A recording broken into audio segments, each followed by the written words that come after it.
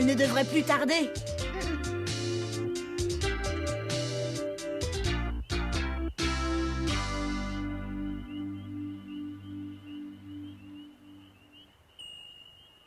Ça y est, regarde! Mais où ça? Mais là, droit devant toi, tu vois? Bah, c'est-à-dire que... Là, Marie, regarde! Ça y est, je la vois! Tu es sûre que c'est la navette spatiale?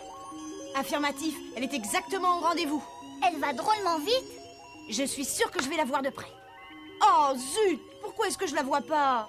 Alors où est-ce que... Ah, ça y est, je l'ai! Oh, ce que c'est beau! Quelle chance d'avoir des jumelles! Mince alors, c'est pas possible, je l'ai perdue. C'est merveilleux, Elliot. Allez, prête-moi tes jumelles, petite. Attends! Passe-moi ça! Allez, donne! Tu as ta longue vie, alors rends-moi mes jumelles tout de suite!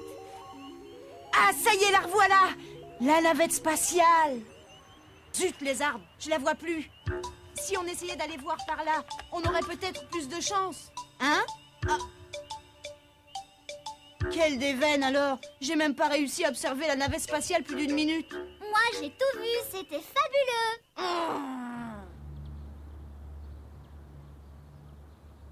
Espérons que tu verras mieux la prochaine fois. Les lancements de navettes spatiales sont assez fréquents, tu sais. Eh bien, moi, j'ai vu des navettes spatiales de près et c'est formidable que ces vols soient habités, vous savez? Ah, si j'avais pu voir l'intérieur de la navette. Ordi, je veux absolument monter à bord d'une navette spatiale. Ah, et tu rêves, ma petite, mais c'est impossible. Mais pas du tout, Elliot. J'ai souvent entendu dire qu'il existait des femmes astronautes. Pas vrai, Ordi? Et quand je serai grande, moi aussi je veux être astronaute. Je crois que tu es capable d'y arriver, ma petite Marie. Tu as entendu, Elliot? Mais comment doit-on faire? Pour être astronaute, il faut absolument être ingénieur et bien sûr diplômé en mathématiques et en physique. Des diplômes? Oui, et pour pouvoir piloter, il faut au moins avoir effectué 10 000 heures de vol comme pilote d'essai. Je rigole. Et puis, il faut être en parfaite condition physique et réussir à passer les multiples étapes de sélection. Si bien que plus ton niveau est élevé, et mieux c'est. Bien sûr. Oh. Et puis, n'oubliez pas l'entraînement intensif d'1 an à la NASA. Les évacuations d'urgence, les tests d'apesanteur en piscine, les scénarios catastrophes, l'entraînement physique et intellectuel, qui sont autant d'efforts spectaculaires à fournir. C'est fichu. Allez, ne pleure plus, je vous emmène en navette spatiale sans entraînement. Ouais. Depuis le temps que j'en rêvais. Alors c'était vraiment pas la peine de te moquer de moi comme ça, Elliot. C'est vrai, c'est vrai. Et moi aussi, je veux être du voyage.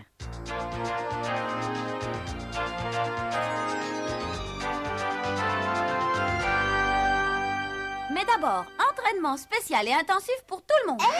Mais c'est pas ce que t'avais dit. Je vous charrie. Mais remontons au début de la conquête spatiale pour mieux comprendre le développement des navettes. Oh oui, raconte, Ordi. L'histoire des fusées remonte bien plus loin que vous ne l'imaginez. Il y a 700 ans, à l'époque où elles servaient d'armes. La fusée spatiale, elle, ne date que du XXe siècle. Konstantin Tsiolkovsky, le père du voyage spatial, montra qu'il était possible de voyager dans l'espace à bord de véhicules à moteur fusée.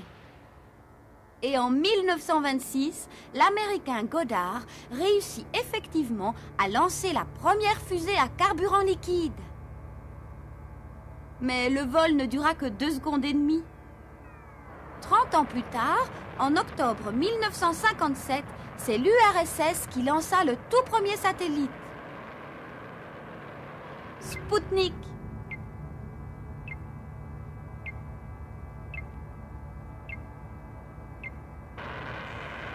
En janvier 1958, ce fut le tour des Américains de lancer leur satellite Explorer.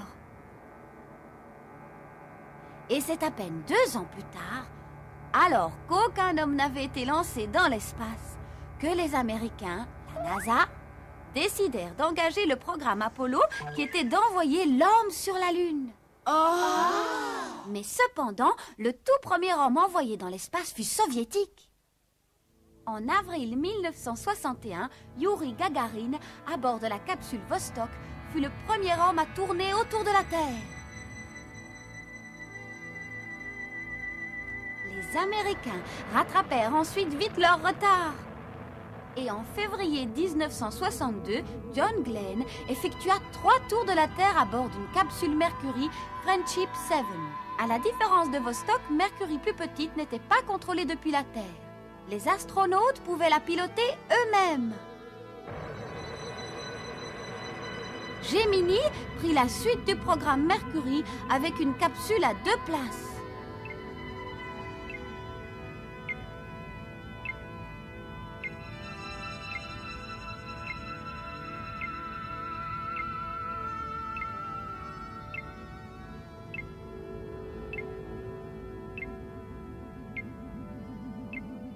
Ainsi, 10 vols furent effectués dans le cadre du programme Gemini destiné à faire progresser les techniques de rendez-vous et d'accostage.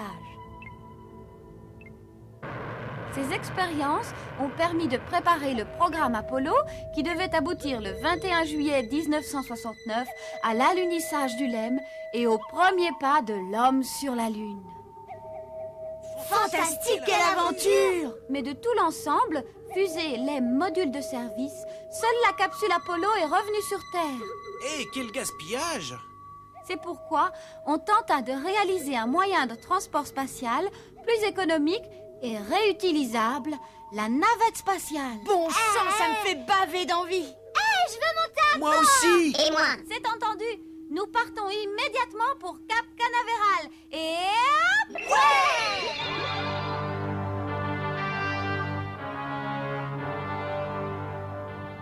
Elle est monstrueusement grande, cette navette spatiale. Je me demande comment quelque chose d'aussi lourd peut bien voler. Ça vole très bien, je peux te l'assurer. Les moteurs sont bien assez puissants pour la faire décoller, vous savez. La navette spatiale comprend 3 parties. Les 2 boosters blancs qui se trouvent de chaque côté. À 45 km d'altitude, chacun d'eux se détache et on les récupère ultérieurement. La partie la plus volumineuse, c'est le réservoir extérieur, que l'on ne récupère pas, contrairement au booster. Il est rempli de carburant, hydrogène et oxygène liquide.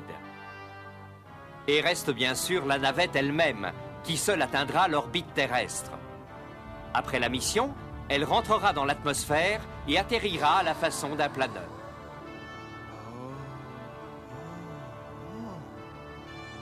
Et Doc, t'as une idée de la différence entre la navette et une fusée classique? Eh bien, Eh bien, la grande différence, c'est que les fusées classiques peuvent lancer des satellites automatiquement, mais elles ne servent qu'une fois.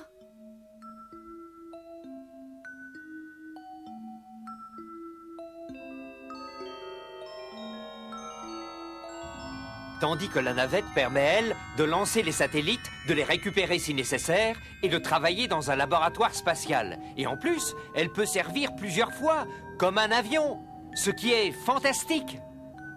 Mais si vous voulez monter à bord de la navette, c'est vraiment le moment. La passerelle est installée. Vite, montons. Soyez les bienvenus à bord de la navette spatiale, astronaute. Je suis en train de monter à bord d'une navette spatiale. oh là là, je suis tout excité! On peut vraiment monter? Allez, chacun votre tour. Ah non, moi d'abord! On dirait le métro aux heures d'affluence. Discovery, ici la salle de contrôle. Est-ce que vous m'entendez? Terminé. Ici, Discovery, tout est normal. Terminé. Vérifions les consoles. A05, oui, 09, bien. Pilotage, bien. Tu es très fort, Doc. Tu parles, il a le mode d'emploi sous les yeux. Tais-toi un peu, espèce d'ignorant. Moi, je suis les consignes de la NASA, comme les pros. Ici la passerelle, la porte latérale est bien fermée. Over. Attention, ici la salle de contrôle. Vérifiez les paramètres de bord. Over. À toutes les équipes au sol, quittez la zone de lancement. Ici, Discovery, je charge le programme de lancement dans l'ordinateur. Message reçu, over. L'ordinateur analyse les paramètres et détecte les pannes éventuelles. Mais pourquoi ça arrive? Si un paramètre n'est pas correct, l'ordinateur interrompt la séquence de lancement et un nouveau lancement pourra avoir lieu 2 jours plus tard. Et s'il y a un problème grave de sécurité? Discovery, ici salle de contrôle, phase finale de lancement. Contrôle effectué, Houston. Terminé. Retirez la passerelle. Tout est OK ici. Over. On ne peut plus reculer, n'est-ce pas? Est-ce qu'il y avait vraiment un problème maintenant? Il y a toujours des possibilités d'évacuation dans le pire des cas, mais ce ne serait pas sans danger. Quel danger? Ne pas courir assez vite, tiens.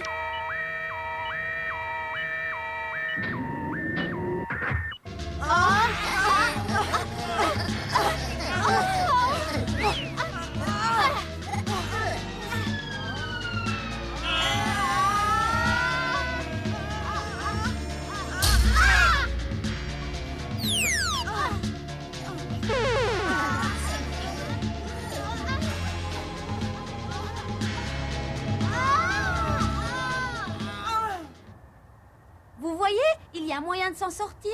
Allez, au lieu de dramatiser, préparez-vous au départ. Ça y est, nous sommes bien harnachés, Ordi. Parfait. Alors, préparez-vous pour le grand frisson.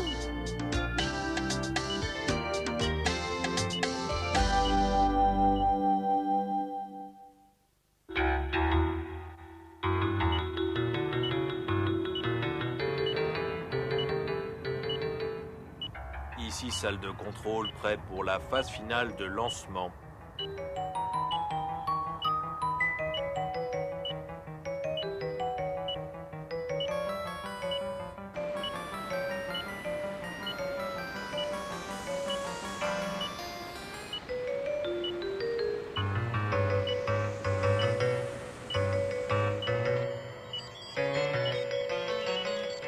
Ici, salle de contrôle, la pressurisation du réservoir d'hydrogène est normale. Paré au décollage. Attention au compte à rebours de l'ordinateur.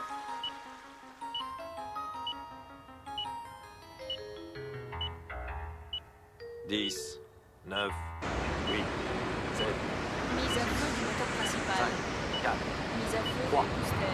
2, 1, décollage !»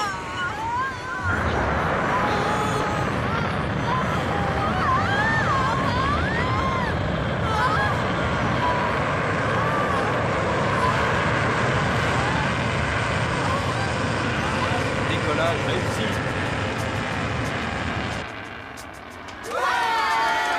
Félicitations Discovery, c'est du bon travail, tout est normal.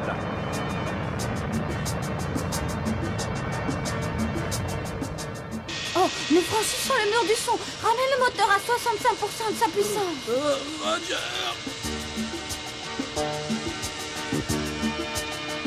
La salle de contrôle, ici, Discovery. Les boosters ont bien fonctionné. Paré au largage des boosters.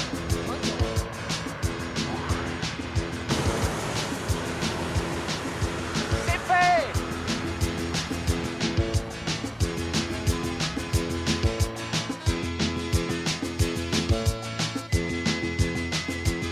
Toutes les mesures sont parfaites, pression normale. Bon courage pour votre mission, Discovery. Pour s'arracher de l'apesanteur terrestre, il faut doter la navette de moteurs extrêmement puissants qui lui permettront finalement d'atteindre sa première orbite. 8 minutes 32 après le décollage, le moteur principal s'arrête et le réservoir principal est largué.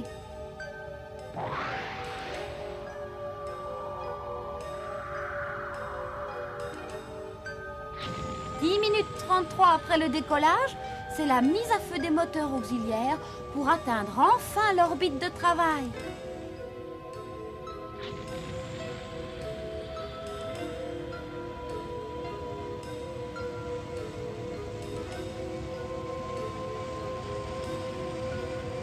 Et une fois l'orbite atteinte, on coupe les gaz. La navette se trouve alors à 400 km de la Terre. Bravo, c'est formidable. Nous sommes vraiment dans l'espace. Je suis ravie que cela se soit bien passé. Tu n'as pas eu peur, Elliot? Non. Oh, regardez, on voit la Terre au-dessus de nos têtes. Est-ce que c'est la navette qui est à l'envers? Ne dis pas de bêtises, Marie. À l'envers, à l'endroit, ça ne veut rien dire dans l'espace. Je comprends, nous sommes en état d'apesanteur. C'est pour cela que tout flotte dans l'espace. Regardez mon stylo. Je l'ai rattrapé, ton stylo. La vie en apesanteur est très différente de celle sur Terre. C'est pourquoi c'est intéressant à étudier. Oh, je flotte sur mon siège. Oui, tu devrais enlever ta ceinture de sécurité. C'est inutile ici.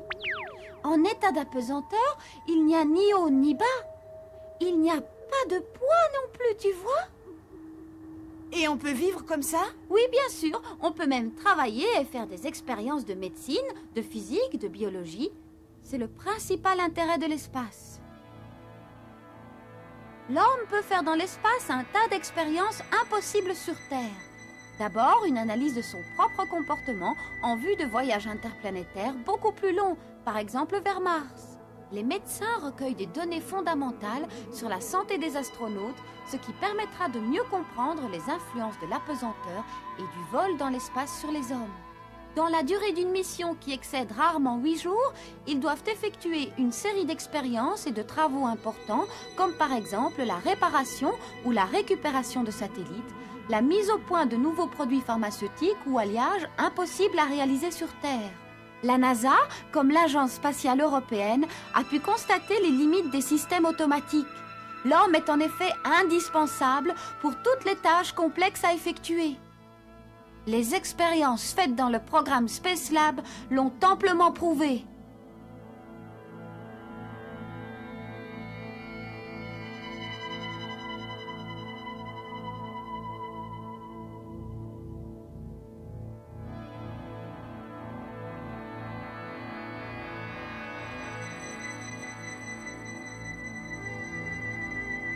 Alors, vous osez vous détacher? Ouais.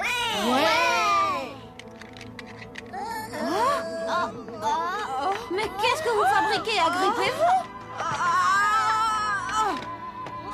Mais comment faut-il faire? Pas de panique, calmez-vous! Accrochez-vous et bougez lentement. D'accord. Et si vos mains sont occupées, accrochez-vous par les pieds. Tu as raison. C'est très léger. Faites très attention, c'est bien, bravo!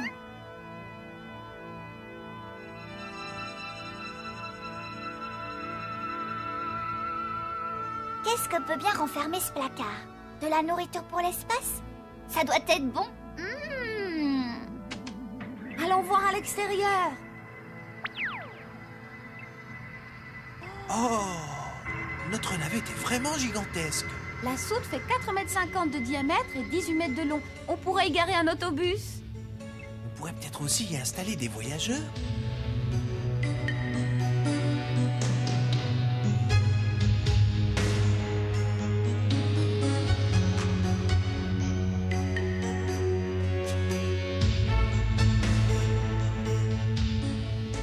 Et tu penses qu'un jour on pourra prendre la navette comme on prend l'avion pour faire du tourisme? Ça m'étonnerait, Elliot, pour la simple raison que le tarif d'une telle excursion reviendrait à 500 000 $ par personne. 500 000? Mais alors, c'est pas pour demain. Allez, tout le monde à table, c'est l'heure. Ouais, miam, miam. D'abord, il ne faut surtout pas oublier de bien fixer le plateau. Et ensuite, on déguste les plats spécialement préparés. Bon appétit! Merci, Orly. J'aime bien le goût. On se croirait presque au restaurant. C'est vrai. Oh, on dirait que quelqu'un ouvre le sas. Oh, ça c'est sûrement notre robot. Ce petit est tellement intelligent. C'est sa première sortie dans l'espace, mais il a été programmé pour y travailler, alors... Bon, sa mission est de rejoindre et de réparer le satellite mal positionné. Je me demande comment il va y arriver. Il prend le scooter de l'espace.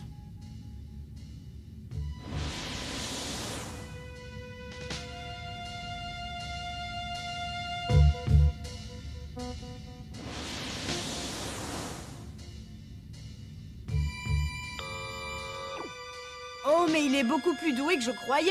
C'est parce que son logiciel a été bien conçu. Regardez, on dirait qu'il s'approche du satellite. Vas-y, mon petit robot, tu es le plus fort.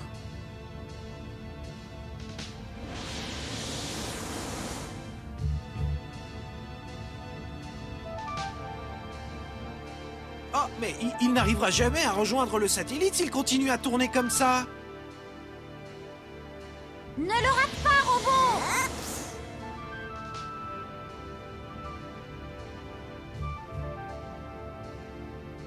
Il a réussi. Il est doué. Bon, eh bien, à moi de jouer maintenant. Utilise le bras Je manipulateur. devrais y arriver. Hop!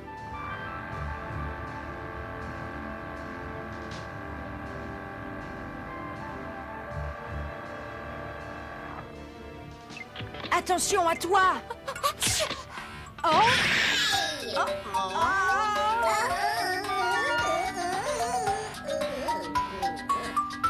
Arrête, robot, faudrait pas me prendre pour un imbécile. Vous allez voir ce que je vais faire. Arrête ça tout de suite, robot! Obéis à mes ordres! J'ai l'impression que je suis sur le point de faire une grosse farce internationale. International? Oui, je vais diffuser mon tube préféré dans toutes les communications téléphoniques.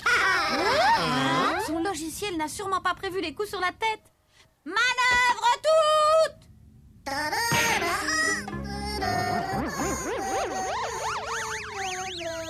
Attention, préparez la mise à feu du moteur de rentrée. Cap Canaveral, prêt pour la rentrée. Roger.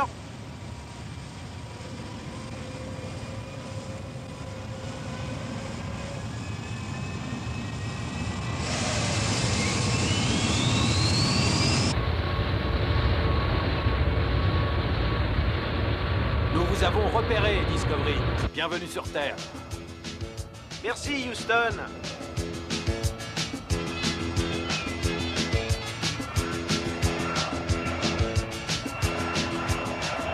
Quatre, 3, 2, 1. Atterrissage.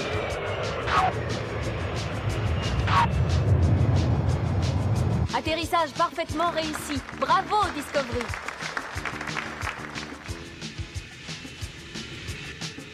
En tout cas, je suis bien contente d'avoir retrouvé le plancher des vaches.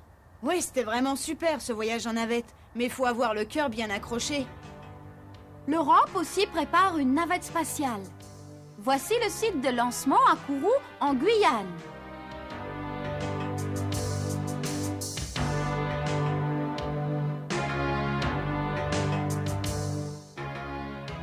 L'Europe a développé le programme Ariane pour permettre de lancer des satellites dans l'espace. Une nouvelle génération de lanceurs, Ariane 5, inaugurera le premier lancement de la navette spatiale européenne Hermès.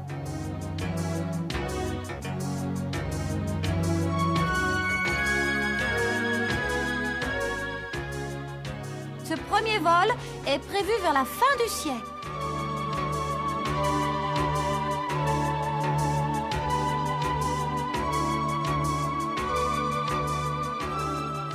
Sa mission principale sera de transporter des instruments scientifiques vers la station spatiale européenne Columbus, qui sera arrimée à la station américaine Freedom.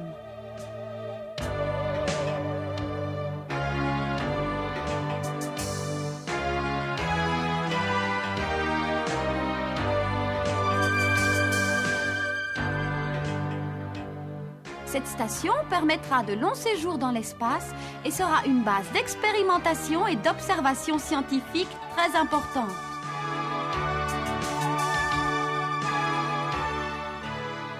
On pourra observer le système solaire sans être gêné par la couche atmosphérique et étudier le comportement des astronautes pendant une longue période dans l'espace.